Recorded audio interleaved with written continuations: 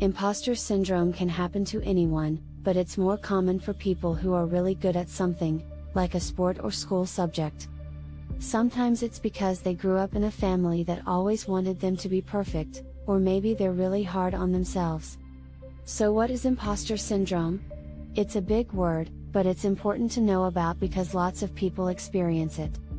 Imposter syndrome is when someone feels like they are not good enough and are afraid that people will find out they are not as smart or talented as they seem. Hey everyone, today we're going to talk about a psychological phenomenon called imposter syndrome. Imposter syndrome is a term used to describe the feeling of being a fraud or imposter, even when one has achieved a high level of success in a particular field or discipline. The causes of imposter syndrome are complex and can stem from factors such as family upbringing, personal traits, and societal norms. For instance, individuals who grew up in families that valued achievement and perfectionism may be more prone to experiencing imposter syndrome. If you feel like you're experiencing imposter syndrome, there are things you can do to overcome it. Tip number 1: acknowledge and accept your feelings. Recognize that it's normal to experience self-doubt and inadequacy and that it doesn't define your worth or competence. Tip number 2: reframe your thoughts.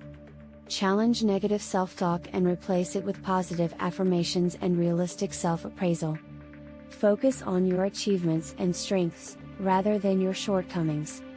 Tip number 3: talk to friends, family, or a therapist about your feelings about imposter syndrome. Having a support system can help you gain perspective, validation, and encouragement. Tip number 4: set achievable goals that are aligned with your skills and interests. Avoid setting unrealistic expectations or comparing yourself to others. Tip number 5: accept failure as a natural part of the learning process and an opportunity for growth and development. Recognize that setbacks and mistakes are not a reflection of your competence or worth.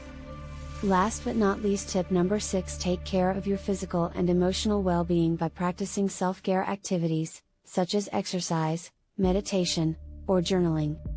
Self-care can help reduce stress, anxiety, and burnout. Imposter syndrome is a common experience that can have a significant impact on an individual's mental health, confidence, and productivity. However, by acknowledging your feelings, reframing negative thoughts, seeking support, setting realistic goals, embracing failure, and practicing self-care, you can overcome imposter syndrome and achieve your goals. Thanks for watching. If you enjoyed this video, please like and subscribe. Until next time, stay healthy and stay zen.